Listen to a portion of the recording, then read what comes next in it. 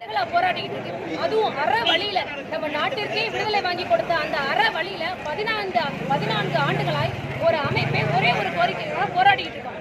சாமானிய பொதுமக்களுக்கு கூட எங்களோட கோரிக்கை என்னன்னு இன்னைக்கு புரிஞ்சிருச்சு. எங்களோட இந்த 5 ஆண்டுகால போராட்டத்துல இதே முதல்வரையா எதிர்கட்சி தலைவரா இருக்கும்போது எங்களோட கையை பிடிச்சு உங்களோட கோரிக்கையோட ஆழம் என்னன்னு எனக்கு புரியுது, உங்க கோரிக்கையில் இருக்கக்கூடிய நீதி எனக்கு தெரியுது, சமூக நீதி மறுக்கப்படுது, இந்த சமூக நீதி கழக ஆட்சி வந்தவுடன் உங்களோட சமூக நீதி கண்டிப்பா காக்கப்படும், உங்களுக்கு சமூக நீதியை நான் மீட்டு கொடுப்பேன்னு சொன்னாரு.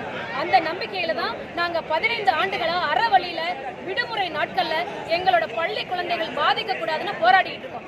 2009லயே சார் 2009 ஜூன் மாசத்துக்கு முன்னாடி அப்பாயின்மெண்ட் ஆனவங்களுக்கு 8370 ரூபாய் பேசிக் பே அடிப்படை ஊதியம் கொடுக்குறாங்க. அதே ஜூன் மாசத்துக்கு அப்புறம் அப்பாயின்மெண்ட் ஆனவங்களுக்கு வெறும் 5200 ரூபாய் அடிப்படை ஊதியத்துல இன்ன வரையும் வேலை பார்த்துக்கிட்டு இருக்கோம்.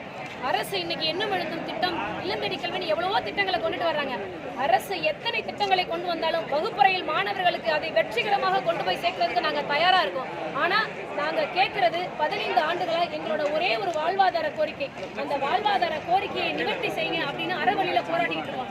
எத்தனை போராட்டங்கள் நடத்தியும் உண்ணாவிரதம் இருந்தும் எங்களுக்கு எந்த விதமான பயனும் இல்லை. 100 கணக்குல எங்களோட ஆசிரியர்கள் ஆஸ்பத்திரியில கொண்டே அட்மிஷன் போட்டோம்.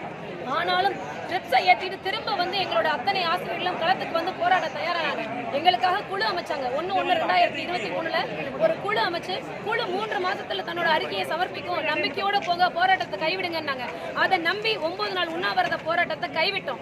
ஆனா குழுவோட அறிக்கை வரும்னு நினைச்சு ஏமாந்தது மட்டும்தான் எங்களுக்கு நிச்சயம். எங்களுக்கு எந்த விதமான பதிலுமே கிடைக்கல.